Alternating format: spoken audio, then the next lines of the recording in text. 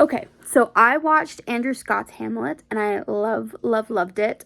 The first question that I'm going to answer, while reading or viewing, did I experience the invisible? How was Holy Theater present? I would argue yes. It was a particularly transcendent piece that I really resonated with emotionally and, like, at a core level of, like, the beliefs in the messaging.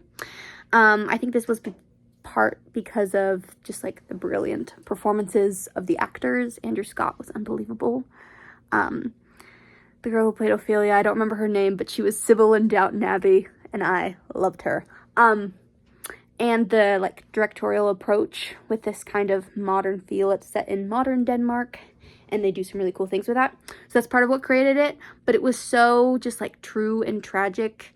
Hamlet's soliloquies in particular just gave you such an insight. Andrew Scott's Hamlet had this like, he was very real, like real person, not like Hamlet in tights, old person Hamlet. It was like, you could feel that Hamlet was a real character and like a relatable person. He had this like twitchiness to him that was so cool because you kind of see him start to like get more and more aggressive in like his movements and stuff as the show goes on, and his mental state is not going well. So that was really cool to see, and you just like, your heart went out to him. So I just deeply felt his tragedy and the hopes and like the what could have been with that. Really created that Holy Theater moments for me. So that was really cool.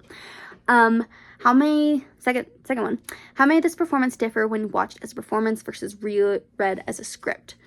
So this one was interesting because I am in script analysis 140, and we read this script, and so like a couple weeks ago, and then for this, obviously, I watched it, and it was totally different, especially because when imagining the script in my mind, you're thinking medieval castles, you're thinking like the tights and the long dresses and this whole different image that kind of felt a little bit farther away and harder to connect to.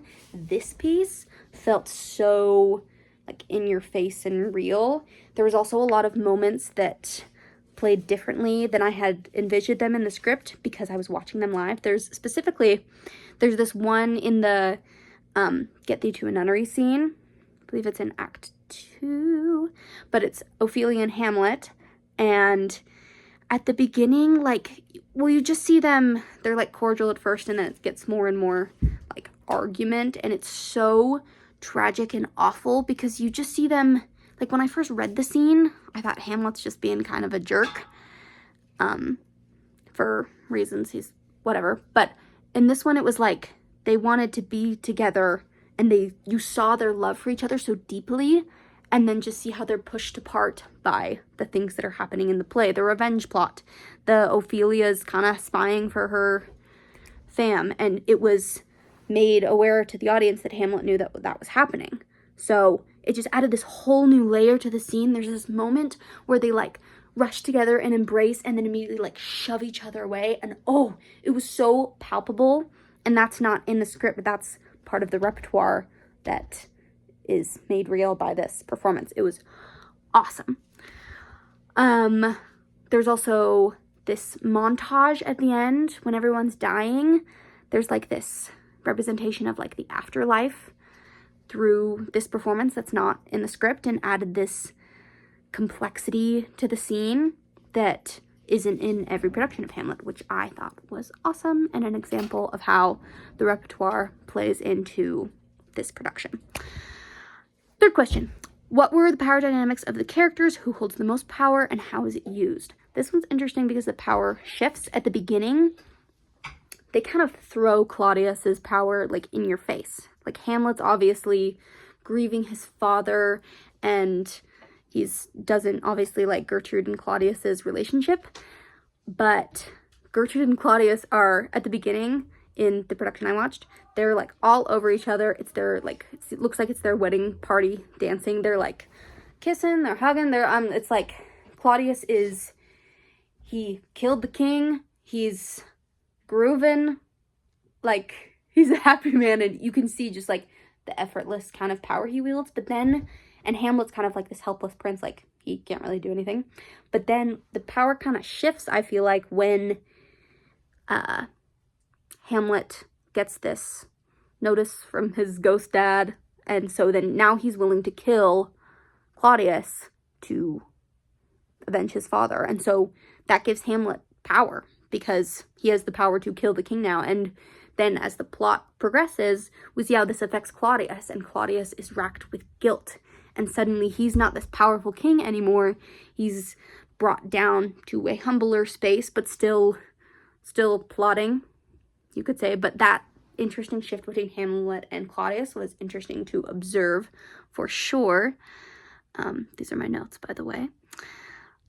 Oh, also, I thought it was interesting how, I mean, obviously this is set in modern times, but the script still was written long ago, so the roles, like the power of the women in the story is limited. So you see how they kind of try to navigate their limited power because they don't have a lot of it.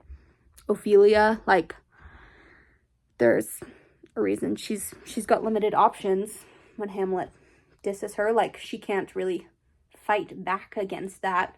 Even with the witty banter, not witty, when Hamlet's being really witty and, like, accusing Ophelia, she can't, like, that's a prince. She can't give the same lewd remarks that he's giving to her. That dynamic, like, there's a clear established power dynamic. Same with Gertrude and Claudius. Claudius holds the power in that. In this interpretation, it looks like Gertrude and Claudius are real together, but Gertrude, if Claudius wants to marry her, she's not got a lot of options. So that's kind of an added layer to her role and something she navigates with throughout the show. Like, she has a loyalty to her son, but she also has a loyalty to Claudius, and so we see that play out. And it obviously becomes problematic because everybody dies. Number 4. Analyze the use of symbols or metaphors in the play. How do they contribute to its depth? One thing that immediately comes to mind, the skull and the concept of mortality, because it's being thrown in the face of all of these characters. I mean, you have Hamlet contemplating his own death with his to be or not to be soliloquy, and the concept of mortality, and if the world is just mist and awful like Hamlet says it is sometimes, or if it is worth it to be alive. And then you have the inevitability of death for King Hamlet, for Claudius once the revenge plot ensues, and then you have Polonius's death early on, King Hamlet's death at the very beginning of the show, which establishes that theme early on, and then Ophelia's death, etc., etc. There's also, yeah. Okay, last question. How do my emotional responses to this production reveal both my own values and broader society's values? I for sure had a lot of emotional responses. This was really good, and I am a crier, so tears were shed, but those things do reveal stuff about me. I noticed a lot of the things that made me cry or made me feel for the characters was their relationships with other people. That scene that I mentioned before with Ophelia and Hamlet, when I was just like, can't they just be together, you know? There's that scene, and then there's Laertes witnessing his sister's descent and grief, like, and their familial bond is established on earlier in the show, so when it comes falling apart, it's so tragic. And so I felt that. And then Gertrude and Hamlet, that scene after when Polonius dies, like, they have a lot of physical contact in the one that I was watching, which was so beautiful to me, and they're just torn apart. Like, Hamlet's so hung up on, the incest thing, which, yeah, fair. And so there's just things pulling these bonds apart, and I think that showed me that I really resonate with the bonds between people, and I think that's something that is reflected by society as well. Society values connection. Humans are social beings. We want to connect with other people. So when we see those bonds being pulled and ripped and just like thrown into tragedy and death and sorrow, that makes us really sad, and we mourn when it's lost and stopped by obstacles. And so that's something that really revealed about me. And obviously it makes you think of your own family connections and stuff. So yeah, anyway, I loved watching this, and it was wonderful.